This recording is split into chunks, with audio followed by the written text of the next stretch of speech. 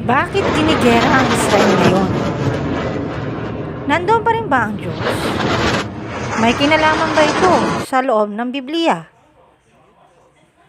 Alam natin ang Israel ay isang banal na lupain kung saan tinayo ang kaharian ng Diyos noon sa panahon ni Solomon. Mababasa ito sa unang Chronicles 28 verse 5. At sa lahat ng aking mga anak, sapagkat binigyan ako ng Panginoon ng maraming anak, pinili niya si Solomon na aking anak upang umupo sa luklukan ng kaharian ng Panginoon sa Israel. Ngunit nagkasala si Solomon. Mababasa natin ayon sa unang hari 11:11. Kaya't sinabi ng Panginoon kay Solomon, yamang ito'y nagawa mo, at hindi mo iningatan ng aking tipan at ang aking mga palatuntunan na aking inutos sa iyo. Walang pagsalang, aking aagawin ang kaharian sa iyo at aking ibibigay sa iyong lingkod.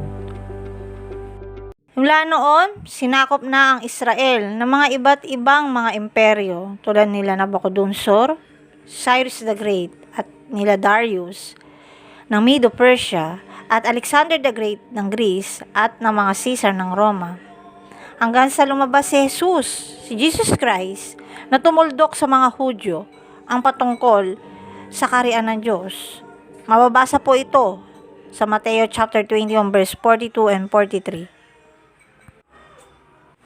Sinabi sa kanila ni Jesus, kailanman bagay hindi ninyo nabasa sa mga kasulatan, ang batong itinakwil na nagtatayo ng gusali ay siya ring ginawang pangulo sa panulok. Ito'y mula sa Panginoon at ito'y kagila-gilala sa harap ng ating mga mata. Kaya nga sinasabi ko sa inyo, aalisin sa inyo ang kaharian ng Diyos at ibibigay sa isang bansang nagkakabunga. Ito na ba ang dahilan kung bakit ginigera ang Israel? Sapagkat sinabi ni Jesus Christ na alisin na ang kaharian ng Diyos doon sa Israel. Kung ikaw ang Diyos, maghahari ka pa ba sa bansa na hindi ka sinusunod? O mananatili ka pa rin ba sa bansang iyon?